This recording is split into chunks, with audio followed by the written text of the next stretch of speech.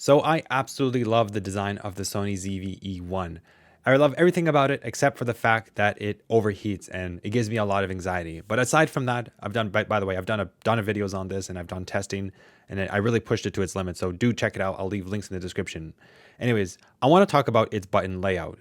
Now I'm coming from the Sony FX3 and FX30 and I had an A7C, and I have to say, I really like the button layout of this. However, there's one thing that really bothers me. Actually, there's two things that really bother me. Number one, it doesn't have a dedicated mode button, which allows me to easily switch between different memory recalls. Let's say I want to go to MR1 or MR3, or maybe I want to switch to camera and stuff like that. Instead, it has a dedicated switch, which is actually might be a benefit in the end. And I'm going to talk about that a little bit later. And the second thing I don't like about this, and it's a minor complaint, is that the menu button is really mushy. I'm going to talk more about that later in this video. So I just want to talk about the ergonomics of this camera. Yes, it's very small, but it's more lightweight, and I really like the simplified buttons and dials. I didn't actually like the Sony FX3 or FX30, the dedicated buttons for the ISO and the shutter and the iris. I found that I never really needed to use that because I don't know, I just never had that use case.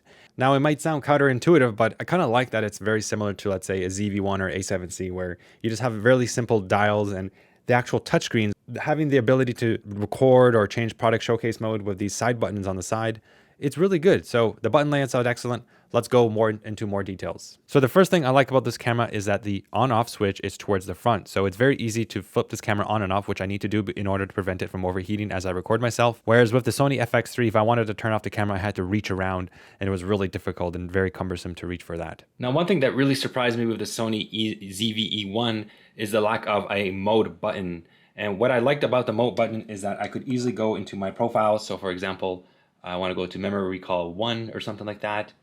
And I can switch between regular motion and slow motion and different types of settings. Now you have to bind it, you have to occupy one of these physical buttons. I just wish there was a dedicated mode button. And this is weird because this is something that you would see on the Sony ZV-1 even. So it's weird that they removed it.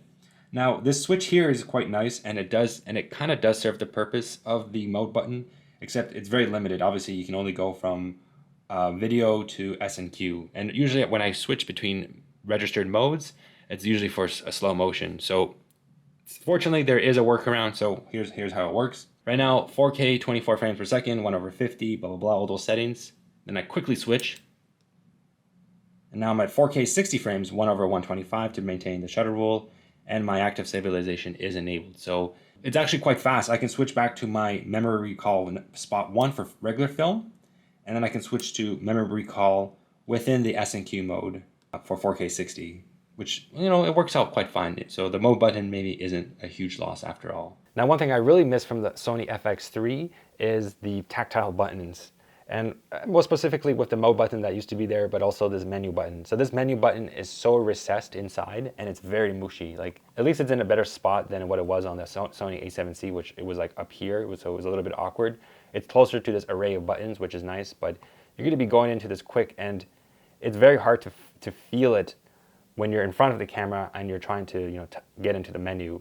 It's kind of annoying because it's so recessed. It's hard to, like, you just can't feel it. It's very annoying in that regard. So after some time, I do get used to reaching around and going into the menu button. Yes, it's still mushy, but I really like the fact that it's on the cluster of other buttons. So it just makes it very easy to kind of find it. So yeah, overall, it's a decent change. So having that ability to quickly switch to S&Q mode is quite nice. However, I would much prefer having a dedicated mode button because I don't like S&Q mode. In that mode, you're not allowed to record audio, which I much prefer to form at just say 4K 60 frames per second and then do the slowing in post-production. Now, thankfully, Sony added a bunch of digital extra buttons with the touchscreen, which makes the lack of buttons, the physical buttons, still tolerable. So overall, I really like the design of this camera. But what do you guys think about the button layout for the Sony ZV-E1? Are you annoyed by the ergonomics? Are you gonna go out and buy a smaller rig cage and maybe add a grip and stuff like that? Or are you happy that you have a more simplified interface when you use the camera?